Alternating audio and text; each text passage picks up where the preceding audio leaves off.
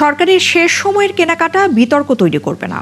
নির্বাচিত সরকার আন্তরিক হলে পাচার হওয়া অর্থ ফিরিয়ে আনা সম্ভব।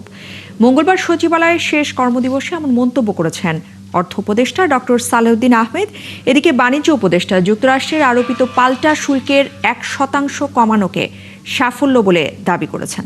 তবে অনেক কিছু না করতে পারাকে ব্যর্থতা বলে মনে করছেন উপদেষ্টা আলী ইমাম মজুমদার।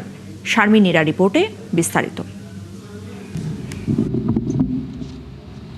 18 মাসের যাত্রাটা শেষ হতে যাচ্ছে ইউনূস প্রশাসনের। নির্বাচনের আগে শেষ কর্মদিবসে তাই গণমাধ্যমের মুখোমুখি উপদেষ্টারা। খাদের কিনারে থাকা অর্থনীতিকে টেনে তোলার কথা বলা অর্থ উপদেষ্টা কাজের মূল্যায়নে নিজেকে 70 নম্বর দিতে চান। পাচার হওয়া অর্থ ফিরিয়ে আনার দায়িত্ব পরবর্তী সরকারের কাঁধেই রাখতে চান প্রবীণ এই অর্থনীতিবিদ। বাংলাদেশে এই প্রথম বার্জার 1 কোটি মালসেন, 1 কোটে পারফেকশন। শেষ সময়ের কেনাকাটাকে বাহুল্য নয় যুক্ত করেন। অর্থ যারা পাচার করেছে তারা খুব দক্ষ লোক দিয়ে করেছে।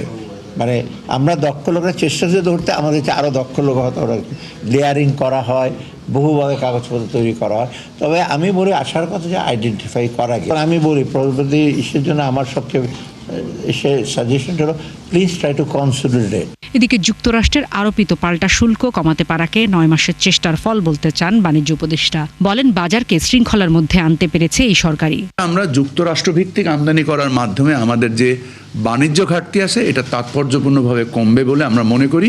একই সাথে আমাদের রপ্তানি বাড়ার সম্ভাবনা যথেষ্ট, কারণ এই ধরনের ট্রেড ডিল পৃথিবীর খুব একটা দেশ কেউ পেয়েছেন কিনা আমার ইনফ্যাক্ট জানা নেই। ভূমি ও খাদ্য মন্ত্রণালয়ের দায়িত্বে থাকা উপদেষ্টা আলী ইমাম মজুমদার খাদ্য মজুদ সন্তোষজনক উল্লেখ করেন। ভূমি ডিজিটাইজেশনের কথা বলেন।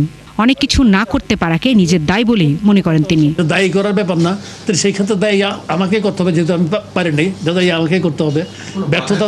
ব্যর্থতার দায়ভারটা আমি নিচ্ছি, এটা করতে পারিনি। এদিন চট্টগ্রামের নিউ মরিন কন্টেইনার টার্মিনাল নিয়ে ডিপি ওয়ার্ল্ডের সাথে চুক্তি না হওয়া নিয়ে কথা বলেন নৌ পরিবহন উপদেষ্টা। 3 মাস নেগোসিয়েশনে আমরা যে জায়গায় আসছি সে জায়গায় আমাদের স্বার্থ রক্ষা হচ্ছে না। শারমিন নীরা, 71, ঢাকা।